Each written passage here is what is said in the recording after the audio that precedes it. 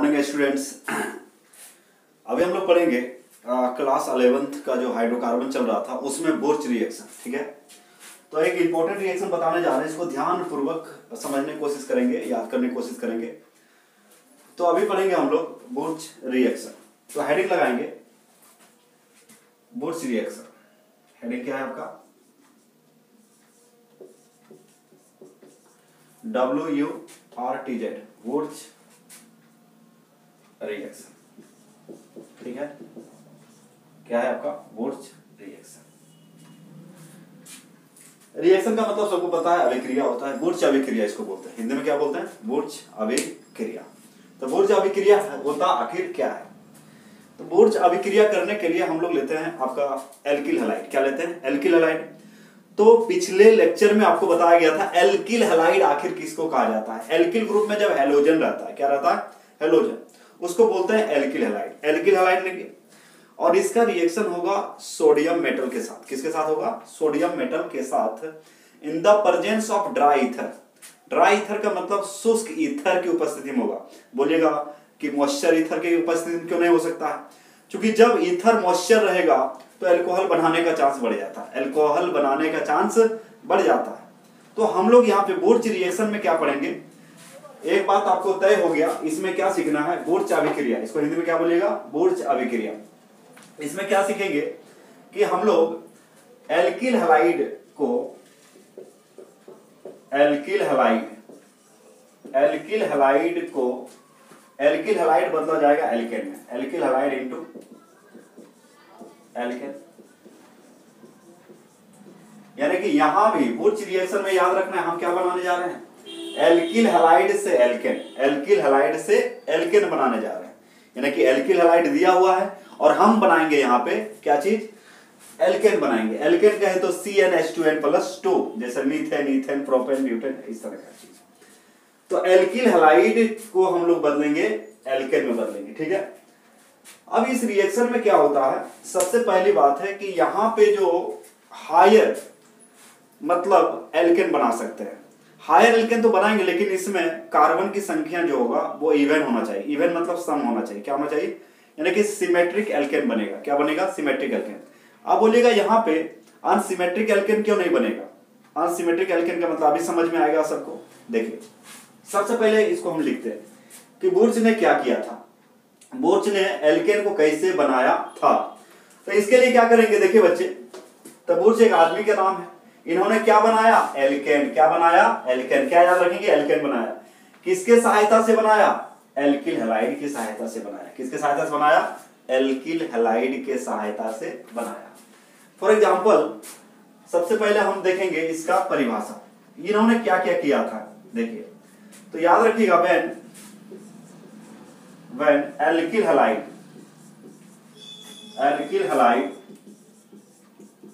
is treated with, किसके साथ treated with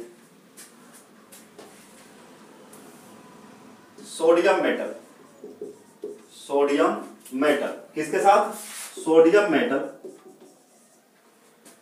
in the presence of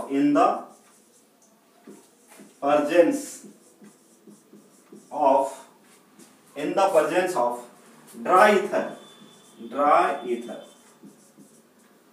then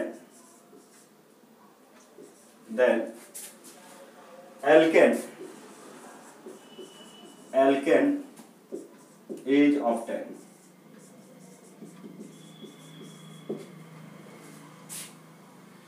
अब यहाँ पे एक बात और क्या जोड़ देना है। तो यहाँ तो सबको समझ में, एल्किल हैलाइड की अभिक्रिया क्या किसके साथ होगा जी? सोडियम के साथ, सोडियम मेटल के साथ। सोडियम यहाँ पे क्या है? धातु।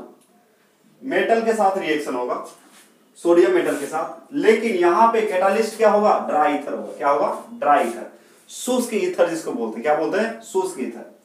Then alkane is obtained. देखिए सब लोग क्या लिखा हुआ है, पढ़िए एक बार। तो when alkyl halide is treated with sodium metal in the presence of dry ether, then alkane is formed। क्या बनेगा आपका? एल्केन बनेगा। समझ में आ रहा है सबको?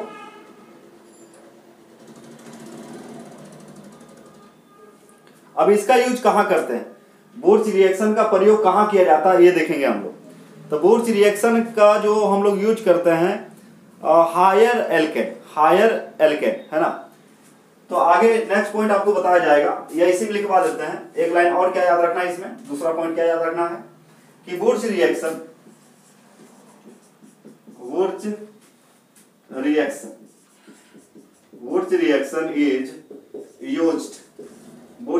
इज यूज्ड टू प्रिपरेशन का मतलब क्या होता है, बनाना। प्रिपरेशन ऑफ हायर एल्केन, कौन सा alkane, higher alkane, containing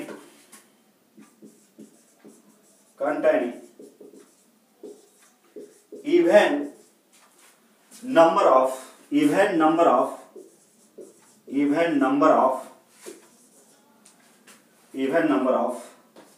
carbon atom. अब इसको बारीकी से समझिए। बुर्च ने क्या किया, हमें बनाना है, हमारा मंजिल कहां है, एल्केन। हम आज बनाएंगे एल्केन, किसके सहायता से, बुर्च रिएक्शन की सहायता से। अब बुर्च ने क्या क्या बोला, जैसे आप गांधीवादी हैं तो गांधी के बताए हुए नियमों पे चलेंगे तब गांधीवादी कहलाएंगे, समझ में आ रहा है।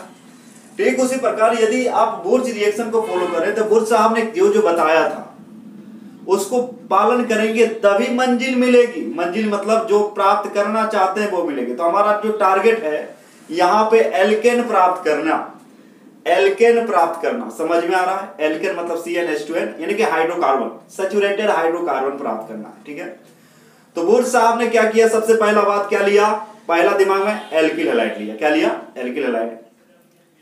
एल्किल हैलाइड की अभिक्रिया किसके साथ करवाया, मेटल के साथ। भाई कौन सा मेटल, सोडियम मेटल। बोलिए कौन सा मेटल, सोडियम मेटल। और यहां पे जो कैटालिस्ट है, कैटालिस्ट का मतलब बता चुके हैं आपको, उत्प्रेरक होता है। क्या होता है, उत्प्रेरक। कौन सा उत्प्रेरक, ड्राई ईथर लेंगे। अब बोलिएगा सर ड्राई ईथर ना लेके एक्वस क्यों नहीं लेंगे, या मॉइस्चर वाला ईथर क्यों नहीं लेंगे, नमी वाला जिसमें पानी का मात्रा। ड्राई ईथर का मतलब होता है जिसमें नमी ना हो, पानी हो ही ना। यदि नमी होगा तो बन जाएगा एल्कोहल। क्या बन जाएगा, एल्कोहल बन जाएगा। इसीलिए इन्होंने क्या लिया, ड्राई ईथर लिया। क्या लिया, ड्राई। तो हमें क्या मिलेगा, एल्केन मिलेगा। क्या मिलेगा, एल्केन। सब कुछ आगे समझ में। बुर्च रिएक्शन में क्या याद रखना है, एल्किल हैलाइड लेना है। उसका अभिक्रिया किसके साथ, सोडियम मेटल के साथ। किसके प्रेजेंस में, ड्राई ईथर के प्रेजेंस में। क्या बनेगा, एल्केन। तो क्वेश्चन यदि आपको एग्जाम में देता है बुर्च रिएक्शन से क्या प्राप्त होता है, एल्केन प्राप्त होता है। तो यदि कोई पूछे किस तरह का एल्केन प्राप्त होगा, सिमेट्रिक मतलब दोनों, जैसे इधर CH3 है, जैसे मान लीजिए इधर CH3 है तो इधर भी क्या होना चाहिए, CH3। तो इसको सिमेट्रिक बोलेंगे। तो ये इवन नंबर है कि नहीं, 1 और 2 कितना हो गया, 3। यहां पे बोलेगा सर ऑड नंबर ले सकते हैं क्या, या डिफरेंट मतलब एल्केन ले सकते हैं या नहीं ले सकते हैं, नहीं ले सकते हैं, क्योंकि इसको फ्रैक्शनल डिस्टिलेशन के द्वारा सेपरेट नहीं किया जा सकता। आगे बताएंगे इसको। ये समझ में आ गया, बुर्च रिएक्शन सबको समझ में आ गया। बुर्च रिएक्शन कमेंट करके बताएं समझ में आया सबको। बुर्च ने क्या किया, सबको समझ में आया। बार बार इसलिए रिपीट करें ताकि आपके दिमाग में घुसे। समझ में आ रहा है ना, क्योंकि ये रिएक्शन है, रिएक्शन में कोई कंप्रोमाइज नहीं, कोई कंप्रोमाइज नहीं। जो है वो रहेगा, जो है वो रहेगा, बदलने नहीं जा रहा। डेटा आपको याद रखना पड़ेगा। तो क्या कुछ याद रखें, बुर्च रिएक्शन, अच्छा क्या बनता है, एल्केन बनता है। यहाँ क्या बनेगा, एल्केन। क्या लेंगे, एल्किल हैलाइड। किसके साथ रिएक्शन होगा, सोडियम मेटल के साथ। किसके प्रेजेंस में होगा, ड्राई ईथर के प्रेजेंस में होगा। क्या मिलेगा, एल्केन मिलेगा। यानी कि बुर्च रिएक्शन में हम एल्केन बना रहे हैं, ठीक है।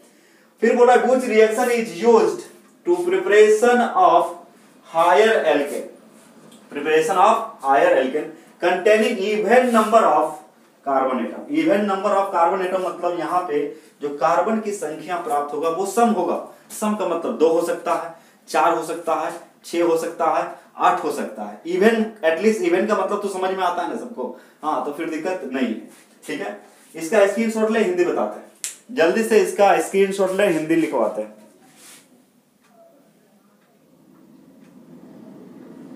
ले लिए सब लोग। चलिए हिंदी लिखिए फटाफट।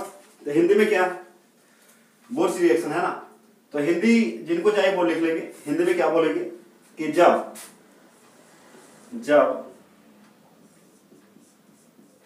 एल्किल हैलाइड की अभिक्रिया, एल्किल हैलाइड की अभिक्रिया सोडियम धातु के साथ, किसके साथ, सोडियम धातु, जो कोई आप जानते हैं Na होता है, सोडियम धातु के साथ, किसके साथ अभिक्रिया होगा, सोडियम धातु के साथ, सोडियम धातु के साथ, किसके उपस्थिति में, शुष्क ईथर, शुष्क ईथर, शुष्क ईथर की उपस्थिति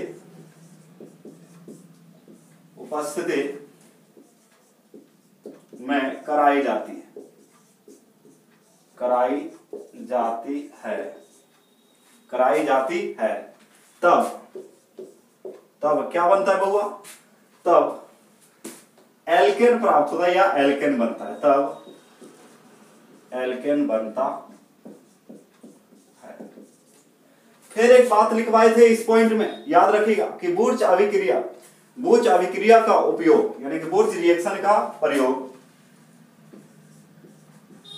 नाम है ये, तो बुर्च अभिक्रिया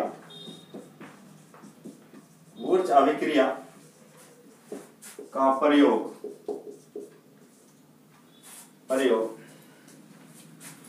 उच्च एल्केन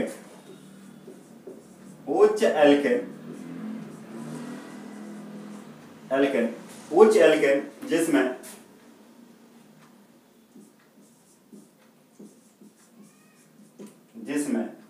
तो क्या है, बुर्च अभिक्रिया का प्रयोग उच्च एल्केन जिसमें कार्बन परमाणु की संख्या, कार्बन परमाणु की संख्या सम हो, तो बुर्च अभिक्रिया का प्रयोग उच्च एल्केन जिसमें कार्बन परमाणु की संख्या सम हो बनाने में किया जाता है। ठीक है, बहुत अच्छी बात है। तो हिंदी भी लिख दिए। तो जब एल्किल हैलाइड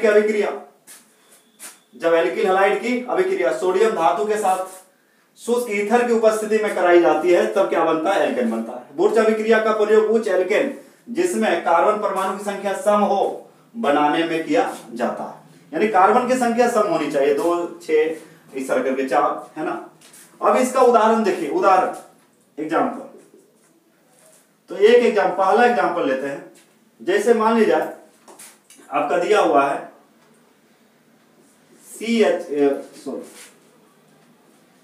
RX लेके, देखिए एल्किल हैलाइड, आपको जनरल फॉर्म अभी बताते हैं।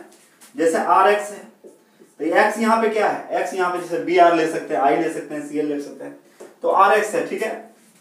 इसका रिएक्शन होगा सोडियम मेटल के साथ, लेकिन यहाँ पे याद रखिएगा 2 यूनिट RX लिया जाएगा। कितने यूनिट लिया जाएगा, 2 यूनिट।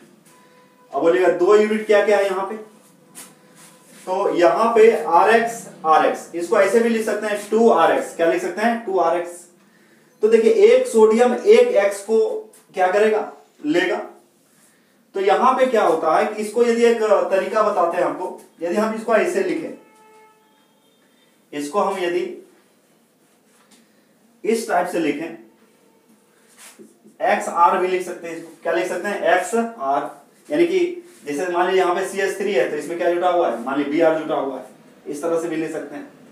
तो यहाँ पे क्या होता है कि 2 Na है तो 2 Na, एक Na जैसे मान लीजिए एक सोडियम में 1 क्लोरीन हो सकता है, या एक सोडियम में 1 ब्रोमीन होता है। तो मान लीजिए 2 सोडियम है तो कितने ब्रोमीन होगा, 2 ब्रोमीन होगा। समझ में आ रहा है। तो यहाँ पे कुछ नहीं होगा, यहाँ पे आप देख सकते हैं, तो जनरल फॉर्म में लिख रहे हैं यहाँ पे इस टाइप से, आप समझ जाएंगे, ध्यान से देखिए। फिर RX है, इसको 2 तरीके से बताते हैं। तो RX और RX, ये क्या है, RX यहाँ पे क्या है, ये तो हो गया सोडियम मेटल, RX यहाँ पे क्या है, एल्किल हैलाइड, यहाँ पे क्या है, एल्किल हैलाइड। ओके, सबको समझ में आ रहा है, एल्किल हैलाइड। तो यहाँ एल्किल हैलाइड की अभिक्रिया किसके साथ, सोडियम के साथ। सोडियम यहाँ क्या है, मेटल है, धातु है, सबको पता है। और प्रेजेंस में क्या लेंगे, ड्राई ईथर। क्या लेंगे, ड्राई ईथर, शुष्क ईथर। तो यहाँ पे क्या होगा बच्चे, ये दोनों जो X है किसके साथ चला जाएगा, सोडियम के साथ चला जाएगा। किसके साथ चला जाएगा, सोडियम के साथ चला जाएगा। बचेगा क्या, RR। क्या बचेगा, RR। यहाँ पे हो जाएगा 2NaX, बैलेंस है, देख सकते हैं। तो RR जो यहाँ पे प्राप्त हुआ यही तो एल्केन है। ये क्या है आपका, एल्केन। अब बोलिए एल्केन कैसे, जैसे R यदि CH3 है तो ये CH3 सिंगल बॉन्ड CH3 यानी कि C2H6 हो गया, C2H6 ईथेन हो गया। समझ में आ रहा है। तो इस तरह से ये जनरल फॉर्म है। ये क्या है आपका, इसको हम बोलेंगे जनरल फॉर्म, है ना। ये बुर्च रिएक्शन का क्या है, जनरल फॉर्म। अब यहां पे समझिए, यहां पे आप क्या कर सकते हैं, जैसे R की जगह ले सकते हैं CH3 और X की जगह क्या ले सकते हैं, Br। R की जगह CH3 और X की जगह क्या ले सकते हैं, X की जगह ले सकते हैं आप Br ले सकते हैं, दोनों सेम रहेगा। तो इवेंट नंबर ऑफ कार्बन यहाँ पे साफ साफ लिख दिया कि वैसे हायर एल्केन प्राप्त होगा जिसमें कार्बन एटम की संख्या क्या होना चाहिए, सम होना चाहिए। सम का मतलब जो 2 से डिवाइड हो सके। समझ में आ रहा है सबको, है ना। तो ये है इसका उदाहरण। तो देखिए कितना आसानी से हुआ, है ना। तो यहाँ पे R और R क्या हो जाएगा, जुट जाएगा। यहाँ पे 2Na है तो एक Na एक X को लेता है तो 2Na 2X को लेगा, यानी कि 2NaX क्या हो जाएगा, X किसके साथ जुट जाएगा, सोडियम के साथ। और R आपस में क्या होता है, कंबाइन कर देता है। अब चलिए इसका देखते हैं, रियल एग्जांपल देखते हैं, ठीक है। इसका क्या करें, स्क्रीनशॉट ले लें, स्क्रीनशॉट ले लें। सब कुछ समझ में आ गया होगा कि देख कुछ थोड़े यहाँ पे किए हैं। X किसके साथ जाएगा, सोडियम के साथ। ये भी X किसके साथ चला गया, सोडियम के साथ। बचा क्या, R। तो R आपस में क्या करता है, बॉन्ड बना देता है और हमें क्या देता है, एल्केन देता है। क्या देता है, एल्केन। तो फटाफट इसका स्क्रीनशॉट ले, आगे बताते हैं। चलिए अब देखते हैं हम लोग बेसिक्स का एग्जांपल देखते हैं। जैसे एग्जांपल नंबर 1 देखिए, बुर्च रिएक्शन का 1। जैसे बच्चे जैसे CH3 है और Br है। CH3 और क्या है आपका, Br है। और यहाँ पे सोडियम एटम के साथ रिएक्शन होगा। फिर यहाँ पे लेकिन 2 यूनिट लेना है, आपको याद रखना है। ये कितना बार आएगा, 2 बार लेना पड़ेगा। तो CH3 और मान लीजिए Br। अब देखिए एक Na एक Br को लेगा तो 2 Na कितना Br को लेगा, 2। यहाँ Br4 क्या है, ब्रोमीन है। आपको पिछले लेक्चर में ही बताया गया था किसके बारे में, हेलोजन के बारे में। किसके बारे में, हेलोजन के बारे में। तो कितना आसान है, ये चल जाएगा इसके साथ, ये भी चल जाएगा इसके साथ। तो बचा कौन, CH3। तो और यहाँ पे क्या डालेंगे, ड्राई ईथर। क्या डालेंगे, ड्राई ईथर। यहाँ पे जो हम लोग डालेंगे ये क्या होगा, यहाँ पे dry ether. Dry ether, dry ether यहाँ क्या है, ड्राई ईथर है यहाँ पे कैटालिस्ट। क्या है आपका, कैटालिस्ट। यहाँ पे क्या लेना है, ड्राई ईथर इसमें डालना है, ड्राई ईथर। अब ड्राई ईथर डालेंगे तो आप कुछ बनाइए, इसका प्रोडक्ट बनाइए, कमेंट करके बताएंगे क्या बनेगा प्रोडक्ट। प्रोडक्ट क्या बनेगा इसका, अरे भाई कुछ थोड़े किए हैं, ये और ये एक साथ आ जाएगा तो क्या बन जाएगा, CH3 और CH3। बाहर क्या निकलेगा, 2Na अरे निकलेगा कि नहीं। अब ये जो प्राप्त हुआ इसको क्या बोलेंगे, कितना कार्बन है, 2 कार्बन है, सिंगल बॉन्ड है, तो क्या बोलेंगे, ईथेन। क्या बोलेंगे, ईथेन। अच्छा ईथेन, ईथेन में क्या कार्बन इवन है या ओड है, इवन का मतलब सम संख्या, ओड का मतलब विषम संख्या। इवन है, क्या है आपका। तो यहाँ पे इसको बोलते हैं सिमेट्रिक एल्केन बोलते हैं। क्या बोलते हैं, सिमेट्रिक एल्केन बोल सकते हैं। यहाँ पे हमें जो प्राप्त हुआ इसको क्या बोलेंगे, सिमेट्रिक एल्केन। सिमेट्रिक एल्केन प्राप्त हुआ है, ठीक है। उसी प्रकार दूसरा आप ले सकते हैं। जैसे मान लीजिए CH3 है, CH2 है और Br है, 2Na। फिर क्या लेंगे, CH3 CH2 और Br, ठीक है। क्या डाल देंगे बच्चे, आप लोग बना के बताइए, ड्राई ईथर।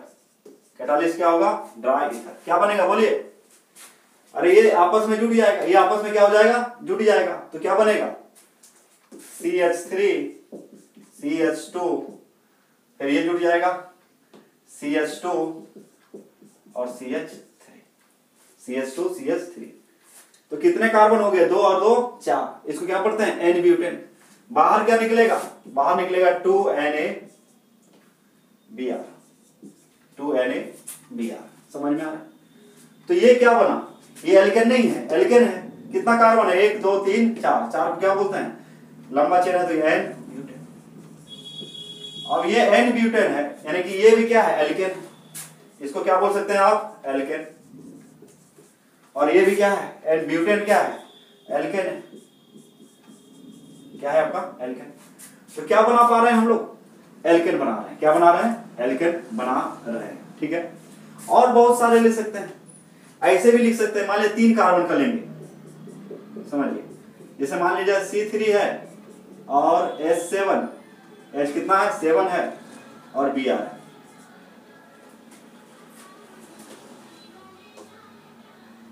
और उसके बाद फिर क्या लेंगे हम लोग? 2Na।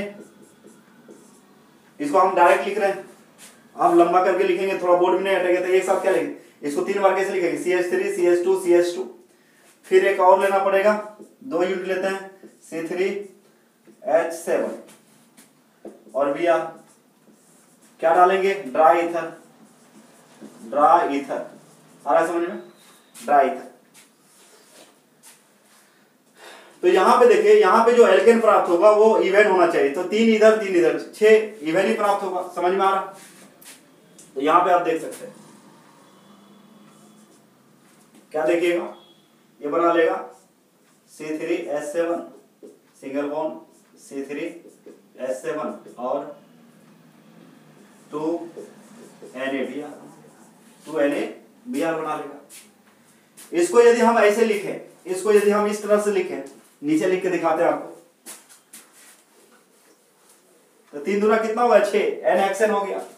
तो कहने का मतलब इसको ऐसे लिखेंगे यदि तोड़ के, तो यहां क्या लिख सकते हैं?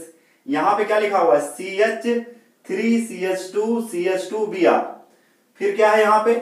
2Na। फिर क्या है? CH3 CH2 CH2Br। Long term में ही लिख दिखा देते हैं आपको, है ना? तो ऐसे भी लिख सकते हैं या फिर इसको ऐसे बढ़ा के लिख सकते हैं। जैसे मान लीजिए आपका दिया हुआ है, जैसे ऐसे CH3 CH2 दिखाई दे रहा है सबको। फिर CH2 लिए, है ना? और यहां पे क्या लगा देंगे? Br प्लस यहां पे क्या होगा? 2Na। फिर क्या लेना पड़ेगा? एक बार और इसको, फिर CH2 और फिर क्या लेंगे? Br। और क्या डालेंगे? Dry ether. क्या डालेंगे? Dry ether. तो हमें क्या मिलेगा? एल्केन। अब ये Br और ये Br निकलेगा, किसके साथ चला जाएगा? सोडियम के साथ। और ये दोनों आपस में क्या हो जाएगा? कंबाइन हो जाएगा। तो हमें मिलेगा CH3 CH2 CH2 CH2 CH2 और CH3। और यहां क्या मिल जाएगा? 2NaBr। समझ में? तो ये क्या मिला? हेक्सेन मिला। क्या मिला? हेक्सेन। 6 कार्बन है तो क्या बोलेंगे? हेक्सेन, यानी कि N हेक्सेन मिला। तो ये आपको हेक्सेन मिला। तो हेक्सेन जो मिला, तो कहने का मतलब ये क्या है? एल्केन। ये क्या? सिंगल बॉन्ड है, मतलब क्या है? एल्केन है। तो आप यहां पे आप देख पा रहे हैं, यहां पे जो एल्केन प्राप्त हुआ इवन है कि नहीं? 1 2 3 4 5 6 इवन है। यहां भी देखिए कितना मिला? 1 2 3 4 इवन है। यहां पे देख सकते हैं 1 2 क्या है? इवन है। तो यहां जो एल्केन मिलेगा उसमें कार्बन का जो संख्या है वो क्या होना चाहिए? इवन होना चाहिए, क्योंकि गुड्स पहले ने बोल दिया। उसके बाद यदि दोनों अलग अलग एल्केन होगा, यानी कि अनसिमेट्रिक होगा, मतलब दोनों डिफरेंट एल्केन होगा, तो डिफरेंट एल्केन यहां पे अलाउड नहीं करता है बोर्ड्स। क्योंकि डिफरेंट एल्केन लेंगे, जैसे कि मान लीजिए ये साइड आपका डिफरेंट का मतलब यहां समझिए, यहां पे आपका C2H5 है और यहां पे क्या है? CH3 है, तो अलग हो गया। यहां मान लीजिए C2H5 है और यहां कितना है? CH3। दोनों अलग हो गया, डिफरेंट हो गया। तो कितना बन जाएगा? 2 और 1 3 बन जाएगा, मतलब इवन नंबर नहीं होगा। क्या हो जाएगा? ऑड नंबर होगा। तो ये इसलिए अलाउड नहीं है क्योंकि फ्रैक्शनल डिस्टिलेशन के द्वारा, यानी कि फ्रैक्शनल का मतलब क्या बताए थे? फ्रैक्शनल का मतलब होता है आंशिक। क्या होता है आपका? आंशिक। और डिस्टिलेशन का मतलब आसवन, यानी कि आंशिक आसवन के द्वारा इसको हम अलग नहीं कर पाएंगे। अलग करना बहुत दिक्कत हो जाता है, इसीलिए हम उसको नहीं लेते हैं। तो ये पूरा का पूरा एग्जाम्पल किसका है, बुर्च रिएक्शन में। तो बुर्च रिएक्शन से हम क्या प्राप्त करते हैं, एल्केन प्राप्त करते हैं। क्या प्राप्त करते हैं बच्चे, एल्केन प्राप्त करते हैं। कैसा एल्केन, वैसे एल्केन, हायर एल्केन तो होता ही है। हायर एल्केन का मतलब हुआ जिसमें कार्बन की संख्या ज्यादा होता ही है, लेकिन ज्यादा होने के साथ साथ यहाँ पे कार्बन एटम की संख्या इवन होना चाहिए। आप समझ सकते हैं इवन है कि नहीं, यहाँ पे कितने कार्बन, 1 और 1 2 इवन। यहाँ पे देखिए 1 2 3 4 कार्बन इवन, यहाँ पे 1 2 3 4 5 6 कार्बन क्या है आपका, इवन है। तो ये था आपका बुर्च रिएक्शन, ठीक है। तो आज देखिए हम लोग बुर्च रिएक्शन क्या होता है। उसके बाद हम लोग आगे का लेक्चर जो है हम मतलब जो होता है कार्बोक्सिलिक एसिड होता है, कार्बोक्सिलिक एसिड के से हम क्या बनाने की कोशिश करेंगे, एल्केन बनाने की कोशिश करेंगे। फिर एक कॉल्वे रिएक्शन है। इस तरह कुछ रिएक्शन है, कुछ नेमिंग रिएक्शन है, कुछ क्या है आपका नेमिंग रिएक्शन है, उसको कंप्लीट करेंगे। तो ये उदाहरण ठीक से आप लोग क्या करेंगे, नोट कर लेंगे कॉपी में। यानी कि बुर्च रिएक्शन से हम क्या प्राप्त करते हैं, एल्केन। वैसे एल्केन प्राप्त करते हैं जिसमें कार्बन एटम का जो संख्या है वो सम होना चाहिए। सम का मतलब जिसको 2 से आप पूरा पूरी भाग दे सकते हैं। ठीक है बच्चे, तो आज का लेक्चर यही समाप्त करते हैं। मिलते हैं नेक्स्ट लेक्चर में, आगे की पढ़ाई करेंगे, है ना। तो हम लोग धीरे धीरे करके, धीमे धीमे करके समझने की कोशिश करेंगे। एक ही बार बहुत सारा चीज दे देंगे डेटा तो आपका दिमाग काम करेगा नहीं, इसलिए थोड़ा थोड़ा करके आप पढ़िए, कम पढ़िए लेकिन ठोस पढ़िए, और मतलब आप इसको नोट करने की अभी कोशिश करें। नोट कीजिएगा तो आपके लिए फायदेमंद होगा। क्योंकि देखिए नेमिंग रिएक्शन आपका सेकेंड ईयर में पूछता, नेमिंग रिएक्शन पूछ देता है, बुर्च रिएक्शन किसे कहते हैं, तो आपको बताना पड़ेगा, कोई उपाय नहीं है। तो बुर्च साहब ने क्या क्या बोला वो तो पहले लैंग्वेज लिखवा दिए, फिर इसका एग्जाम्पल करवा दिए, ठीक है। तो कल 2 रिएक्शन करेंगे, मतलब डी कार्बोक्सिलेशन और मतलब एक ठो जो होता है, या फिर आप बोल सकते हैं कार्बोक्सिलिक एसिड से हम लोग बनाने की कोशिश करेंगे मतलब एल्केन को, और दूसरा जो है कॉल्वे रिएक्शन। कॉल्वे रिएक्शन में भी हम लोग क्या बनाएंगे, एल्केन को बनाएंगे। उसके बाद फिजिकल प्रॉपर्टी देखेंगे, क्या देखेंगे, इसका physical property of alkane, alkane का फिजिकल प्रॉपर्टी देखेंगे। ठीक है बच्चे, तो आज का लेक्चर यही समाप्त होता है। मिलते हैं फिर नेक्स्ट लेक्चर में। Thank you.